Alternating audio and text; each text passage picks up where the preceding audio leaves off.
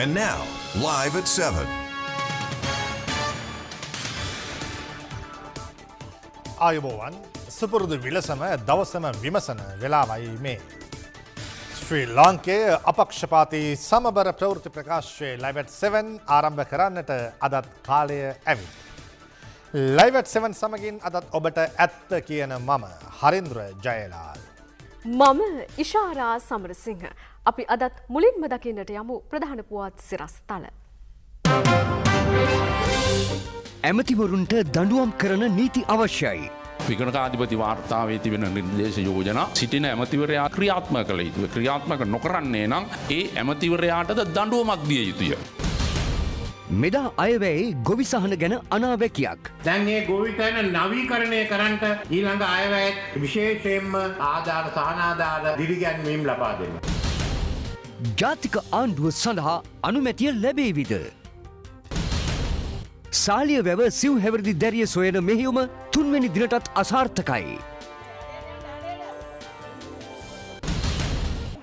තාරවලට වඩා රත් වූ මහපාරේ ප්‍රශ්නය.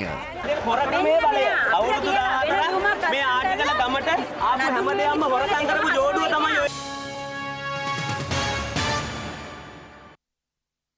අපේ රට ආපස්සට ගිහිල්ලා තියෙන එක හේතුවක් තමයි රාජ්‍ය අංශයේ තියෙන අකාර්යක්ෂමතාව. විශේෂයෙන්ම රාජ්‍ය ආයතනවල පවතින වංචා දූෂණ අක්‍රමිකතා.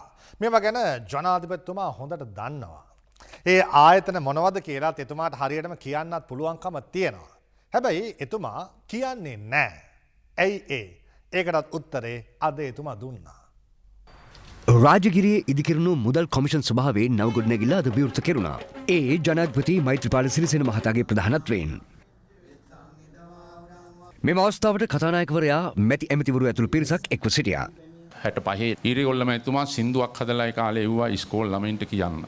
ලෝකෙන් උතුම් රට ලංකාවයි ලංකාවයි ශ්‍රී ලංකාවයි. දැන් ඉස්කෝල ළමයින්ට අපි සින්දුවක් හදලා දෙන්න ඕන ලෝකෙන් ලොකුම හොරු ලංකාවෙයි ලංකාවෙයි හොරු ලංකාවෙයි කියලා. මේක තමයි ඇත්ත කතාව. අපි වංචා දූෂණ හොරකම් ගැන කතා කරනවා. හැබැයි මේවට අවශ්‍ය අවංකවම තීන්දුව తీරන අරගෙන ඒවා ක්‍රියාත්මක කරන්නේ කවුද? විගණකාධිපතිතුමාගේ ඒ වාර්තාවේ අවසාන නිර්දේශ කී දෙනෙක් ක්‍රියාත්මක කරනවද? මං හිතන්නේ සමහර ඇමතිවරු විගණකාධිපති වාර්තාව කියවන්නේත් නැතුව. පාර්ලිමේන්තුවේ නීති රීති හදනකොට මේ නීති රීති වල හැදෙන්න ඕන මුල්‍ය කළමනාකරණය සහ විනය ගැන කියනකොට විගණකාධිපති වාර්තාවේ තිබෙන නිර්දේශ යෝජනා ඒ වාර්තාව බාර දීමෙන් පසුව සිටින ඇමතිවරයා සහ අමාත්‍යාංශයේ ලේකම්වරයා අනිවාර්යෙන් ක්‍රියාත්මක කළ යුතුය. ක්‍රියාත්මක නොකරන්නේ නම් ඒ ඇමතිවරයාටද දඬුවමක් දිය යුතුය. කොහෙද මේ රටේ හරියට නීතියක් ක්‍රියාත්මක වෙන්නේ? ඉතින් කොහොමද රට හැදෙන්නේ? මුල්‍ය කළමනාකරණය ගැන කියනකොට මේ රටේ මුළු මුදල් නාස්තිය ජාතික ධනය විනාශ කරන ආයතන මොනවද කියලා මට මෙතන කියන්න පුළුවන්. හැබැයි මං කියන්නේ නැහැ. ඇයි? කිව්වොත් මට විරුද්ධව හෙට ස්ට්‍රයික් බහි දෙපාර්තමේන්තු ගණනාවක් ආයතන. කියයි ජනතුමා ඉල්ලාස් කරගන්න එක නැත්නම් අපි වැඩ කරන්නේ නැහැ කියලා. මමත් හිතාගෙන ඉන්න විශ්‍රාම ගිය දවසක මම කියනවා අන්න අර ආයතන තමයි ඔක්කොම මුදල් විනාශ කරන්නේ ආණ්ඩුවට එන ආදායම් නැති කරන්නේ මෙන්න මේ දෙපාර්තමේන්තු ආයතන නිසා කියලා මමත් කියනවා ඉදිරියේ දවසක දැන් කිව්වොත් මට ප්‍රශ්නයක්.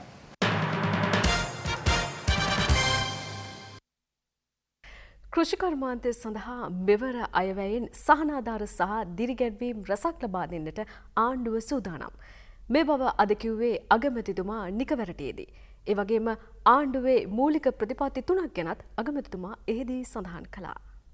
මේ ඉඩම්ලාභීන් නිසා තමයි රටේ ආර්ථිකය දියුණුවේ. 2003 මම අගමැතිගේ කාලෙදී මේ රට පළවෙනි වතාවට අවුරුදු 400ක් 500කින් පස්සේ අපි හාල් වලින් ස්වයං පෝෂිත වුණා. ඒ කරේ මේ ගොවි මහතුන්. දැන් මේ ගොවිතැන නවීකරණය කරන්නට ඊළඟ අයවැයත් විශේෂයෙන්ම ආධාර සහනාධාර දිරිගැන්වීම් ලබා දෙන්න. මේ බොහෝ දෙනෙක්ට ආණ්ඩුවේ ඉඩම් ලැබුණාම ඔප්පුවන්නේ කොළ කෑල්ලක් තියෙන්නේ. සමහර විට නිලධාරියක් තියෙනකොට මේක අයින් කරනවා කියලා ඉඩමත් අයින් වෙනවා. ඒ නිසා අපේ ප්‍රධාන යුතුයකම මේ අපේ රට හාල් වලින් ස්වයං පෝෂිත කරපු මේ ගොවීන්ට අඩු ගානේ ලියවිල්ල දෙන්න. හැම එක්කෙනාටම අයිතියක් දෙන්න. නිවසක අයිතියක්, ඉඩමක අයිතියක්, බැංකු ගිණුමක අයිතියක්, කොටස් අයිතියක්, කුඩා ව්‍යාපාරික අයිතියක්, අන්න ඇමරිකාව වගේ හැම එක්කෙනාටම අපි අයිතිය ලබා දෙන්න ඕනේ. ඒ අයිතිය යන්නේ තනියම නෙමෙයි. අපේ තියෙන මූලික ප්‍රතිපත්ති තුනට අයිති. එකක් තමයි ප්‍රජාතන්ත්‍රවාදය. අනික තමයි තරඟකාරී ආර්ථිකය. තුන්වෙනි එක තමයි සමාජ සාධාරණ. දැන් මේවා ලබාගෙන යන එකේ මේකේ ප්‍රධාන එකක් තමයි එක පෑම් පාරෙන් කතානායකතුමා මේක අත්සන් කරාම ලක්ෂ 10කට වඩා Tamanට නොතිබුණු ඉඩම් අයිතිය, Tamanට හිමි ඉඩම් අයිතිය අපි ලබා දෙනවා. මේ අයිතිය ලබා දෙන ප්‍රජාතන්ත්‍රවාදී තරඟකාරී ආර්ථිකයක් තියෙන ශ්‍රී ලංකාව ඇතිකලා තමයි මේ රටේ දුප්පත්කම පිළිති කරන්නේ. කටවුට් දාලා බෝඩ් දාලා හැමදාම රූපවාහිනියේ තමන්ගේ පින්තූරේ දාලා මේ රටේ ආර්ථිකයක් හදන්න බෑ. රටක් හදන්න බැහැලා කරන්න. බැනුම් අහන්න ඕන. ඉවසීම තියෙන්න. එහෙනම් තමයි පුළුවන් රට ඉදිරියට ගෙනියන්න. මැතිවරණ කොමිෂමේ සභාපතිතුමා කට වරද්දා ගත්තාද නැත්නම් එතුමා කී දේ අපි වරදවා වටහා ගත්තාද?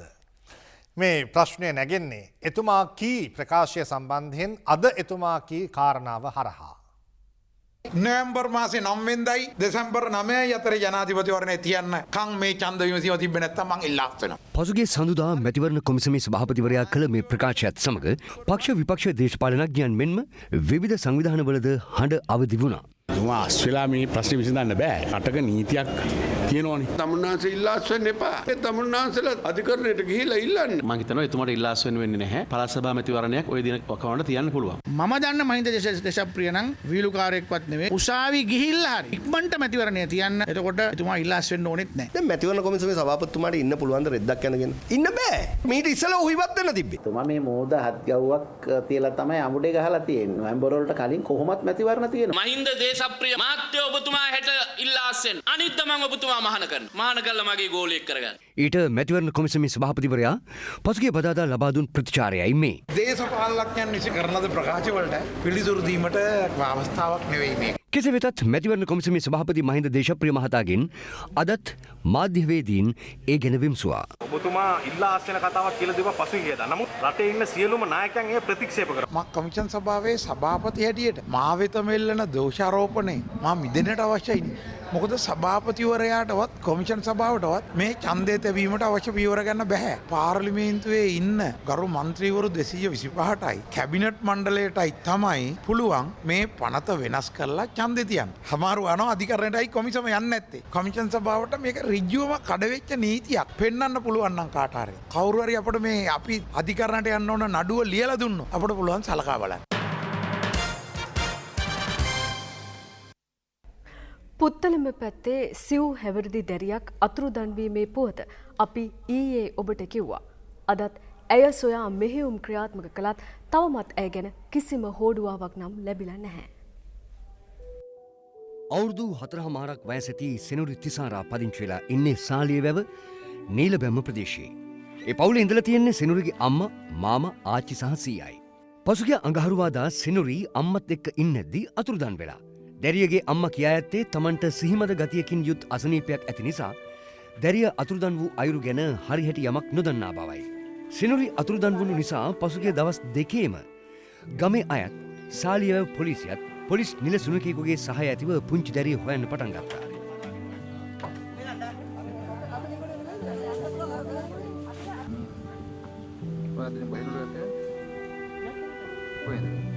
දැරිය සොයන මෙහෙයුම් වලට අද පොලිසියට අමතරව නාවක හමුදාව එක් වුණත් තවම තොරතුරක් හොයාගන්න ලැබිලා නැහැ.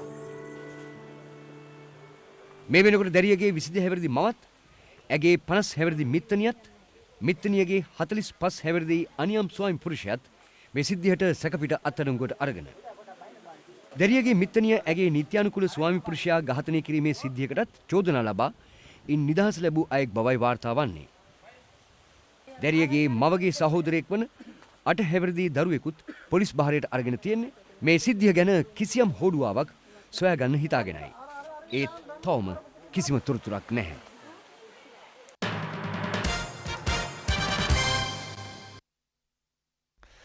අගමැතිතුමත් අයවැයෙන් ලබා දෙන ගොවි සහන ගැන අද කිව්වා. ඒ අතරේදී තවත් අමාත්‍යවරයෙක් අයවැය ගැන සඳහන් කළා.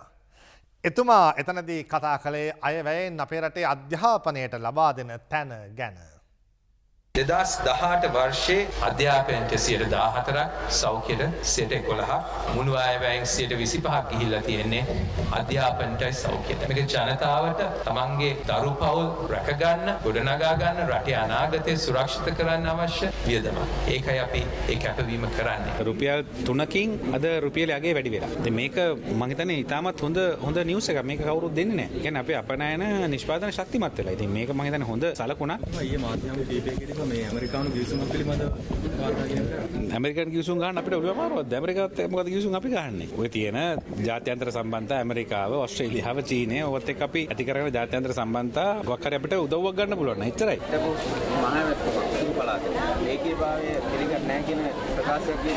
එහෙම කෙනෙකුට කියන්න බෑ. අපි ඒක පිළිගන්නේ නැහැ. සංවිධානයකට යන්න විපක්ෂ නායකතුමා මහින්ද රාජපක්ෂ. මම ඒ ගැන නම් ඇහුවේ නැහැ. මහින්ද රාජපක්ෂ එක්සත් ජනතා නිදහස් සන්ධානයේ හිටියා. ශ්‍රී ලංකා නිදහස් පක්ෂෙන් අයින් වුණා. එක්සත් ජනතා නිදහස් සන්ධානයෙනුත් අයින් වෙලා පොහොට්ටුව ගැන කතා කරා. විපක්ෂ නායකමත් ඒකත් ෂේප් කරගන්න බැලුවා. ඒ නිසා අපි ඇත්තටම දන්නේ නැහැ අද මේ අපේ විපක්ෂයේ ඉන්න අය කොයි පක්ෂයට අයිතිද මොන මතයක්ද දරන්නේ කියලා අපිටම තේරෙන්නේ නැහැ. අපි ආරාධනා කරන මේ පාර පුළුල් පෙරමුණට අනිත් අයටත් එන්න කියලා. අපි කවුද ගන්නේ නැත්te කියන එකත් අපි සාකච්ඡා කරමු.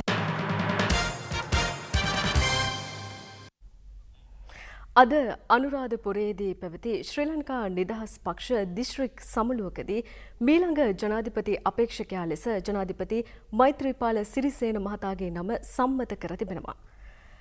මේ අතර රෝහිත රාජපක්ෂ මහතාගේ මංගල උත්සවයට අර්ජුන් ඇලෝසිය සහභාගී වූ බවට රංජන් රාමනායක මහතා කළ චෝදනාවට නාමල් රාජපක්ෂ මහතා අද උත්තර දුන්නා.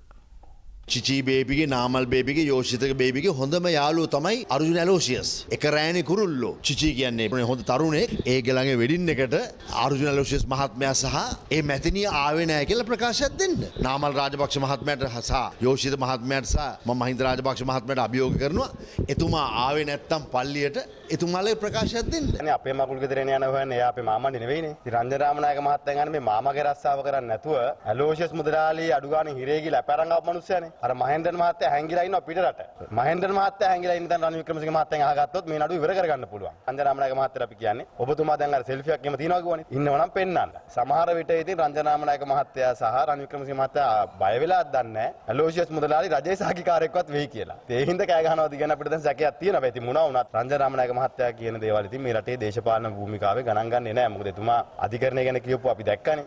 ඔක්තෝබර් මාසයේ තමයි අවසාන පළාත් සභාව විසුරුවා හරින්න වෙන්නේ. එතකොට ඔක්තෝබර් 12 වෙද්දී මේ රටේ තියන්න ඕනේ අවශ්‍යම මැතිවරණයේ ජනාධිපතිවරණය පවත්වන්න ජනාධිපතිවරයාගේ නාම යෝජනා ඉදිරිපත් කරන දවස ආරම්භ වෙන්නේ ඔක්තෝබර් මාසයේ. ඒක නිසා මේකෙකුත් බලාපොරොත්තු වෙන්නේ මොකද්ද? මැතිවරණය නැවතත් කල් යන්න. ඊළඟට මේ එක්සත් ජාතික පක්ෂ විරෝධී පුළුල් සංවිධානයක් අද ගොඩනගාගෙන යද්දී මේක කඩාකප්පල් කරන්න නිල් වෙන්න පුළුවන්, කොළ වෙන්න පුළුවන්, රතු වෙන්න පුළුවන් ඕනෑම කණ්ඩායමක අපේක්ෂකයෝ සුදුස්සාම යා කියලා ඉදිරිපත් කරනවා. ඒ නිසා අනුරාධපුර දිස්ත්‍රික්කයේ දිස්ත්‍රික් බලමණ්ඩලයේ විදියට අපේ විශේෂ යෝජනාවක් ගෙනවා ශ්‍රී ලංකා නිදහස් පක්ෂයේ ඊළඟ ජනාධිපති අපේක්ෂකයා විදියට මෛත්‍රීපාල සිරිසේන මහත්මයාව මම යෝජනා කරනවා. අපේ ජාතික සංවිධානයට ප්‍රතිමා දිනාව යෝජනාව මම ඉස්සිර කරනවා. මේ සේනාවේ නිර්මාණ කරනවා තමන්ගේ අත උසලා මේ යෝජනාවට කැමැත්ත ඉදිරිපත් කරනවා. ලංකා නිදහස් පක්ෂයේ තීන්දුව කළා ඇති මෛත්‍රීපාල සිරිසේන මැතිතුමා ශ්‍රී ලංකා නිදහස් පක්ෂයේ අපේක්ෂකයා හැටියට පත් කරන්න ඕනේ කියලා. හැබැයි මෛත්‍රීපාල සිරිසේන ජනාධිපතිතුමා අපිට മന്ത്രി කණ්ඩායමේ ඉතා පැහැදිලිව කියලා තියෙනවා. එක්සත් ජාතික පක්ෂයෙන් වෙන් වෙන්නේ නැවත මහින්ද රාජපක්ෂ මැතිතුමා සමග ඒකරාශී වෙන්නේ ජනාධිපතිවරණයක අපේක්ෂාවෙන් නෙවෙයි කියලා. දුමින් දිසානායක මහත්තයා එහෙන් මෛත්‍රීපාල සිරිසේන මැතිතුමා ගැන කතා කරද්දී රටේ තව කණ්ඩායමක් ගෝඨාභය රාජපක්ෂ මැතිතුමා ගැනත් කතා කරනවා. අදහස් දක්වනවා. නායකින් දෙදෙනාගේම එකම අපේක්ෂා බලාපොරොත්තු වෙලා තියෙන පුළුල් සන්ධානයක් තුලින් තනි අපේක්ෂකයෙක් ඉදිරිපත් කරලි. ඒ නිසා අවසාන තීන්දුව తీරන ගන්න පුජ්‍යලයන් හැර පහළ මට්ටමේ ඉන්න අනෙකුත් පුජ්‍යලයන්ට ඒ වෙනුවෙන් කළ හැකි ලොකුම සේවාව නම් කතා නොකර ඉඳීමයි. වතු සේවකයන්ගේ වැටුප් අර්බුදයේ හින්දා මේ වෙද්දී වතුකරයේ දේශපාලනඥයෝ දෙපිළ බෙදිලා. ඒ අතරේදී අද වතුකරයේ දේශපාලන නායකයන් මේ ගැටලුව ගැන සාකච්ඡා කරන්න අග්‍රාමාත්‍යතුමාවත් මුණ ගැහුණා. එතනදී වතු සේවක වැටුප් වැඩි කිරීම සම්බන්ධයෙන් ඉදිරිපත් වුණු ගිවිසුම ගැසට් නොකිරීමට තීරණය කර තිබෙන බව දැනගන්නට ලැබෙනවා. මේ වැටුම සම්බන්ධ වෙනකොට ඊයේ පෙරේදා අගමැති කාර්යාලයෙන් අත්සන් කරලා තියෙනවා. ඊට පස්සේ තමයි අගමැතිතුමාගේ හම්බෙලා ෆොටෝ අරන් දෙන්නේ. ඒක තමයි ඇත්ත කතාව. මේ ජනතාවව රවට්ටලා තියෙන්නේ. මේ වතුකර ජනතාව එමදාම ඡන්ද වැඩි ඡන්ද දාලා තියෙන එක්සත් ජාතික පක්ෂයට. එහෙම කරපු කට්ටියට මේගොල්ලෝ වැඩ කරන ජනතාව මේවා අර්ථය දීලා හොඳම වැටුම අරන් දුන්නා කියලා පාවල දුන්නා අපේ වතුකර නායකව. මේ ආණ්ඩුවට වාක්‍යෙම තියෙන. අර 140ක් මේ ජනතාවට මේ ආණ්ඩුව මෙදෙවතලා අරන් දෙන්න ඕනේ. එහෙම දුන්නේ නැත්නම් අපි හරි වෙලාව අපි තීරණ ගන්න වෙනවා. ඔය දිගාම්බරම තුමා නින්දෙන් නැගිටලා වගේ දොඩවනවා. දන්නේ නැද්ද මාස 3මාරක් මේ වතුකර පඩි ප්‍රශ්න තිබ්බ එක? ඒ සම්බන්ධව මුකුත්ම දන්නේ නැති විදිහට ඔක්කොම බලාගෙන ඉඳලා වරලා දැන් ගිවිසුමක් අස්සම් කරන් පස්සේ මේ මට විතර චෝදනා කරනවා. එතන එයාගේ වගකීම මොකද? මගේ වගකීම මං ඉෂ්ට කරලා තිනවා. මං කනගාටු වෙනවා එයා ගැන. පහුගිය ඔක්තෝබර් මාසේ 30 වෙනිදාට කලින් රුපියල් 10 වැඩි කර නැත්නම් අරුමගන් තොණ්ඩමන් මහත්තයා කිව්වා තමන්ගේ മന്ത്രിකම දාලා ගෙදර යනවා කියලා. වඩුවේල සුරේෂ් කිව්වා පෙට්‍රල් දාගෙන ගිනි තියා ගන්නවා කියලා. අගමැතිතුමාගේ ගෝලියෝ ටික මේ. ඒ දෙගොල්ලෝ දැන් දෙපැත්තකට බෙදිලා ලොකු සටනක්. එනිසා මේ වගේ රංගපෑම් කරමින් ඉන්නවා. නමුත් වතුකම් කරවන්ගේ වැටුප තිබ්බ තැනම තමයි අද තියෙන්නේ. ඒ නිසා මේ රංගපෑමට වතුකම් කරවන් අහුවෙන්න එපා. මේ වැටුප් අරුබුදය ගැන කතා කරන්න වතුකරණයේ දේශපාලන නායකයින් අද අගමැතිතුමාව හමු වූ අතර අනතුරුව මාධ්‍ය හමුවක් කැඳවමින් අදහස් පළ කළා. දැනට සාමූලික ගිවිසුම ගැස කිරීම අත්විඳවලා තියෙනවා. ඊට පස්සේ වෙනිදා මේ සම්බන්ධව අපේ දෙවන පරිසර සන්ධානය ඒ ඇමතිවරු සමග මේ කම්පැනි සමග සාකච්ඡාවක් පවත්වලා වැටුප් ක්‍රමයේ සම්බන්ධව නැවත සොයා බලලා තව 140ක් අවමාසයෙන් අපි ඉල්ලනවා වැඩි. ලබා දෙන්න පුළුවන්ද කියලා අපි සාකච්ඡා කරනවා. ඉන්පස්සේ අපි අවසන් තීරණය ගන්නවා. ආණ්ඩුවේ අමාත්‍ය මණ්ඩලය තවත් විශාල කරන්න යනව කියලා එහෙන් මෙහෙන් ඇහෙන කතාවලට අද නිල ලිපියක තොරතුරකුත් එකතු වුණා. සභානායක ලක්ෂ්මන් කිරිඇල්ල මහතා පාර්ලිමේන්තු මහලේකම්තුමා වෙත යවූ යෝජනාවකින් දැක්වෙන්නේ එක්සත් ජාතික පක්ෂය ජාතික ආණ්ඩුවක් පිහිටුවා ඇති බවයි. දේශපාලනඥයින් කිහිප දෙනෙක්ම ජාතික ආණ්ඩුවක් ස්ථාපිත කිරීම සම්බන්ධයෙන් පසුගිය දින කිහිපෙම මෙලෙස අදහස් පළ කළා. එළියට වැටිච්ච කණ්ඩායමට ඇමතිකම් නැති අමාරුවයි ඇතුලේ ඇමතිකම් බෙදා ගන්න ගිහිල්ලා ඇති වෙච්ච පොරයයි මේකට උත්තරයක් විදිහට තමයි මේ ජාතික ආණ්ඩු ප්‍රෝඩාව ඉස්සරහට එන්නේ. අමාත්‍ය ධූර 5-6ක් අපිට වැඩි කරගත යුතු තිබෙනවා. තව අමාත්‍ය ධූර කීපයක් වැඩි කරගෙන ශක්තිමත්ව ආණ්ඩුව ගෙනියන්න අපි බලාපොරොත්තු වෙනවා. ජාතික ආණ්ඩු සංකල්පයක් ගැන කතා කරන්නේ. ඒ අර ඇමතිකම් වැඩි කරගන්න. ඒක බොරුවක්. ඇති ජාතිකත්වයක් නෑ ඒකේ. 19 වෙනි ආණ්ඩුක්‍රම ව්‍යවස්ථාව අනුව අමාත්‍ය මණ්ඩලය 30කට සීමා කෙරුණත් ජාතික ආණ්ඩුවක් පිහිටවන අවස්ථාවේදී අමාත්‍ය මණ්ඩලයේ අමාත්‍යවරයන් සංඛ්‍යාවද අමාත්‍ය මණ්ඩලයේ සමාජිකින් නොවන අමාත්‍යවරයන් සංඛ්‍යාවද පාර්ලිමේන්තුවට තීරණය කළ හැකි. සභානායක අමාත්‍ය ලක්ෂ්මන් කිරියල්ල මහතා ජාතික ආණ්ඩුව පිළිබඳ යෝජනාවක් අද පාර්ලිමේන්තු මහලේකම්වරයාට බහර දී තිබෙන්නේ මේ අතරේ. ආණ්ඩුක්‍රම ව්‍යවස්ථාව යටතේ පාර්ලිමේන්තුවේ වැඩිම ආසන සංඛ්‍යාවක් දින ඇති පක්ෂය වශයෙන් එක්සත් ජාතික පක්ෂය විසින් ජාතික රජයක් පිහිටුවා ඇති බවයි එහි දැක්වෙන්නේ. ඒ අනුව කැබිනට් අමාත්‍යවරුන්ගේ සංඛ්‍යාව 48ක් හා කැබිනට් නොවන අමාත්‍යවරුන් හා නියෝජ්‍ය අමාත්‍යවරුන් සංඛ්‍යාව 45ක් දක්වා පැවතිය හැකි බවටයි එම යෝජනාවේ දැක්වෙන්නේ. අප කළ විමසීමකදී පාර්ලිමේන්තු නියෝජ්‍ය මහලේකම් නීල් ඉද්දවිල මහතා පැවසුවේ අදාළ යෝජනාව මේ වන විට පාර්ලිමේන්තු න්‍යාය පුස්තකයට ඇතුළත් කර ඇති බවයි. දින 5කට පසු පක්ෂනායක රැස්වීමේදී ගන්නා තීරණය අනුව එම යෝජනාව බලාත්මක කරන ආකාරය තීරණය වනු ඇති බවයි ඔහු පැවසුවේ.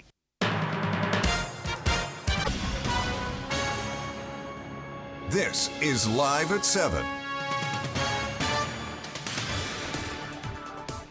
ඇත්ත ඇති සැටියෙන් දකින අටියෙන් සිටින ඔබට රටම කෙටියෙන්. රටම කෙටියෙන්. රේගු අධ්‍යක්ෂ ජනරාල් දුරේ සඳහා විශ්‍රාමික ආරක්ෂක සේවා නිලධාරියෙකු පත් කිරීමට එරෙහිව ආරම්භ කර ඇති වෘත්තීය ක්‍රියාමාර්ගය අද 3 වන දිනටත් ක්‍රියාත්මක වනවා. රේගු වෘත්තීය සමිති සංධානය අවධාරණය කරන්නේ රේගු අධ්‍යක්ෂ ජනරාල් දුරේ සඳහා රාජ්‍ය පරිපාලන සේවයේ හෝ ශ්‍රී ලංකා රේගු සේවයේ විශේෂ නිලධාරියෙකු පත් කරන ලෙසයි. වර්තමාන රේගු අධ්‍යක්ෂ ජනරාල්තුමිය එතුමි වරදක් කරලා තියෙනවා නම් පිළිගත හැකි ආකාරයෙන් ඉදිරිපත් කරන්න. නමුත් ඒ කිසි දෙයක් නැහැ. සියල්ල සංගවලා මේ විවත් කරනවා. මෙවැනි අත්නොමග තීරණයක් ගැනීමෙන් මේ දෙපාර්තමේන්තුව අවමානයට ලක් කිරීමයි. අපේ විරෝධය ඒකටයි. කන්ටේනරයකින් ප්‍රවාහනය කරමින් තිබූ රුපියල් කෝටි 2ක් වටිනා නීති විරෝධී දුම්වැටි තොගයක් පිටකොටුව ප්‍රදේශයේදී පොලිස් මන්ත්‍රා විනාශක කාර්යාංශයේ නිලධාරීන් බහරයට ගනු ලැබුවා. මෙහිදී නීති විරෝධී දුම්වැටි ලක්ෂ 4කට වැඩි සංඛ්‍යාවක් සොයාගෙන තිබෙනවා. 28 හැවිරිදි පැලවත්ත ප්‍රදේශයේ පදිංචිකරුවෙකු වන කන්ටේනර් රථයේ රියදුරුද පොලිස් අත්අඩංගුවට පත් වුණා. මඩකලපුව ශික්ෂණ රෝහලේ ශල්‍ය කර්මයක් සඳහා කොළඹ සිට වෑන් රථයකින් යමින් සිටි වෛද්‍ය නිලධාරීන් පිරිසක් අනතුරට ලක් වුණා. ඒ ඒරාවූර් සන්දිවේලි ප්‍රදේශයේදී වෑන් රථය විදුලි කණුවක ගැටීමෙන්. මේ අතර ගාල්ල උඩුකම මාදොල ප්‍රදේශයේදී වෑන් රථයක් මාර්ගයෙන් ඉවතට පැන නිවසකට කඩා වැදීමෙන් තවත් අනතුරක් සිදු වුණා. අනතුරින් වෑන් රථයේ ගමන් කරමින් සිටි එකම පවුලේ මව, පියා සහ අවුරුදු 1කමාරක් වයස සිටි කුඩා දරුවෙකු තුවාල ලැබුවා.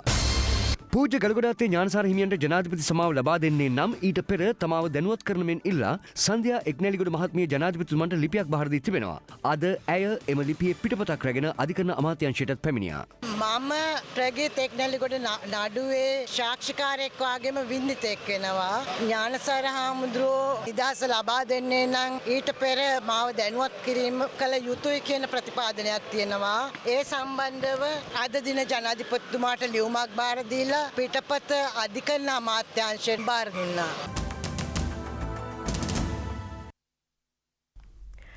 නවගමුව පැත්තේ ලැබුම් හලකින් පසුගියදා පිලිස්සෙමින් තිබූ තරුණයෙකුගේ මල සිරුරක් හොයාගෙන. ඊට දවස් දෙකකට කලින් මොරටුවෙනුත් මේ වගේම සිද්ධියක් ගැන අහන්නට ලැබුණා. මේ ඝාතන දෙකම සම්බන්ධයෙන් පොලිසිය මේ වෙනකොට ලැබුම් හලේ සේවකයෙක් අත්අඩංගුවට අරන්. නවගමුව ප්‍රදේශයේ මේ ලැබුම් හලේ ඉහළ මහලේ කාමරයක් තුළ දුමක් නැගෙන බවට එහි සේවකයෙකු කළ පැමිණිල්ලකට අනුව හොයලා බලද්දී එම කාමරයේ නාන කාමරය තුළ මෙට්ටයක් සමග ගිනි ඇවිලෙන තරුණයෙකුගේ සිරුරක් හමු වුණා. ඒ තරුණයා නාරාහෙම්පිට පැත්තේ පදිංචි 26 හැවිරිදි අයෙක් කියලයි අනාවරණ වුණේ. ඔහු ඡායාරූප ශිල්පියෙක් ලෙස කටයුතු කළ අයෙක්. සිද්ධිය ගැන හොයලා බලපු නවගමුව පොලිසියට අනාවරණ වුණේ එම තරුණයාගේ ගෙල කපා ඝාතනය කරලා මල සිරුර පුළුස්සා දමා තිබුණා කියලයි. ඔහු තවත් අයෙක් සමග මේ ලැබුම් හලට ඇවිත් තිබුණේ පෙර දින රාත්‍රියේ. එලෙස පැමිණි තරුණයා සූක්ෂම විදිහට අනන්‍යතාවය හෙළි නොකර තමා සමග පැමිණි තරුණයා ලැබුම් හලේ නතර කර ගොස් තිබුණේ මත්පැන් බෝතලයක් රැගෙන ඒමට යන බව පවසමින්. ඔහු ඊට පසු දිනත් උදේ එම ලැබුම් හලට ඇවිත් ආපහු ගිහින්. ඉන් පස්සේ තමයි ලැබුම් හලේ සේවකයෙකු ඉහළ මහලේ නැගුණු දුම දැක තිබුණේ. පසුගිය 24 වෙනිදාත් මහරගම පැත්තේ පුද්ගලයෙක් ඝාතනය කරලා මොරටුව පැත්තේ ලීමඩුවක් තුළ පිලිස්සමින් තිබියදී සොයාගත්තා. මියගිය පුද්ගලයාගේම මෝටර රථයෙන් ආපු කෙනෙක් ඔහු ඝාතනය කරලා ඒ විදිහට පුළුස්සල දමලා ගිහින් කියලායි තොරතුරු සොයාගත්තේ. නවගමුවේදී තරුණයෙක් ඝාතනය කරලා පුළුස්සා දමපු එකයි මොරටුවේදී ලීමඩුවක පුද්ගලයෙකු පුළුස්සා දමපු එකයි දෙකම කළේ එක පුද්ගලයෙක් කියලායි මේ වෙනකොට පොලිසියට සැකමතුව ඇත්තේ. මේ සිද්ධි දෙක ගැනම නවගමුව පොලිසිය වගේම මිරිහාන විශේෂ මෙහෙයුම් ඒකකයත් විමර්ශන ආරම්භ කර ඇත්තේ ඒ අනුවයි.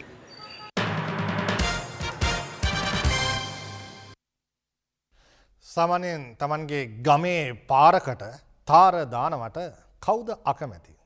හැබැයි පාරට තාර දානවට අකමැති පිරිසුත් ඉන්නවා. ඒ පිරිසට ඒකට අකමැති වෙන්න හේතුත් තියෙනවා. මේ හංවැල්ල ආටිකල මාර්ගයේ ඉසුරු උයනට සහ නැඳුන් උයනට ප්‍රවේශ වෙන්න තියෙන ප්‍රධාන මාර්ගය. ගම්වාසීන් බොහෝ කලක ඉඳලා මේ මාර්ගය පිළිසකර කරලා දෙන්න කියලා බලධාරීන්ගෙන් නොඑක් වතාවලදී ඉල්ලීම් කළා. එහෙම කරපු ඉල්ලීම් වල ප්‍රතිඵලයක් වශයෙන් අද නඳුන් උයන මාර්ගය පිළිසකර කිරීමට මුල පිරුවා. හැබැයි මේ මාර්ගයේ වැඩ ආරම්භ කරනවත් එක්කම ඊට විරෝධය පළ කරන්න ඉසුරු උයන ප්‍රදේශවාසීන් පිරිසක් එතනට ආවා. ඉසුරු උයන ප්‍රදේශවාසීන්ගේ ඉල්ලීම වුණේ නඳුන් උයන පිළිසකර කරන්නේ නම් තම මාර්ගයද පිළිසකර කිරීමට අවශ්‍ය බවයි. කොහොම වුණත් මාර්ගයේ වැඩ කටයුතු වලට බාධා එල්ල වුණා කියලා දෙපිරිස අතර උණුසුම් තත්ත්වයක් හටගත්තා.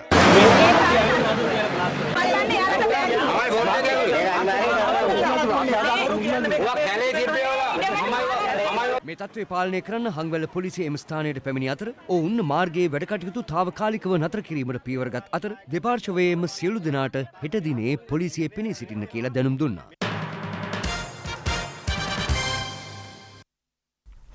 නීති විරෝධීව ගවයින් ප්‍රවාහනය කළ රථයක් පරීක්ෂා කිරීමේදී පලා ගිය තරුණෙක් පාලමකින් වැටී මිය ගිහින්. පොලිසිය පැවසුවේ පොලිසියෙන් මිදී පලා යාමට තැත් කළ අවස්ථාවේදී ඔහු එම අනතුරට මුහුණ පෑවා කියලායි. නීති විරෝධීව හා හිංසාකාරී ලෙස ගවයින් ප්‍රවාහනය කරන පිරිසක් පිළිබඳව විල්ගමුව පොලිසියට තොරතුරක් ලැබී තිබුණා. ඒ අනුව ඊයේ අලුයම පොලිසිය ඔවුන් එන මග විල්ගමුව රෝදපාලම අසලින් හරස් කරමින් වැටලීමක් සිදු කර තිබුණා. එහිදී මෙම ගවයින් රැගත් වාහනය පොලිසිය භාරයට ගත් අතර පොලිසිය පැවසුවේ ගවයින් 11ක් එහි ප්‍රවාහනය කරමින් සිටි බවයි. වැටලීම සිදු කරන අවස්ථාවේදී ලොරි රථයේ රියදුරු සහ තවත් පුද්ගලයෙකු එහි සිට ඇති අතර එම පුද්ගලයා පොලිසිය අත්අඩංගුවට පත් වුණා. ලොරියේ රියදුරු අත්අඩංගුවට ගැනීමට යෑමේදී ඔහු ඉන් බැස ඒ අසල වූ රෝදපාලම දෙසට අඳුරේම දිවගොස් තිබුණා. කෙසේ වෙතත් රෝදපාලම යට බුලත් අත්තා ඔයේ නාඳුනන මලසිරුරක් ඇති බවට උදෑසන 4 පමණ තොරතුරක් ලැබුණු බවත් පොලිසිය සඳහන් කළා. ඒ අනුව එම ස්ථානයට ගිය පොලිසියට දැකගත හැකි වුණේ එලෙස මියගොස් ඇත්තේ අත්අඩංගුවට ගැනීමට යෑමේදී පලා ගිය රියදුරු බවයි. නාවුල මහේස්ත්‍රාත්වරයා එම ස්ථානයට පැමිණීමෙන් පසු සිරුර ගොඩගත්තා.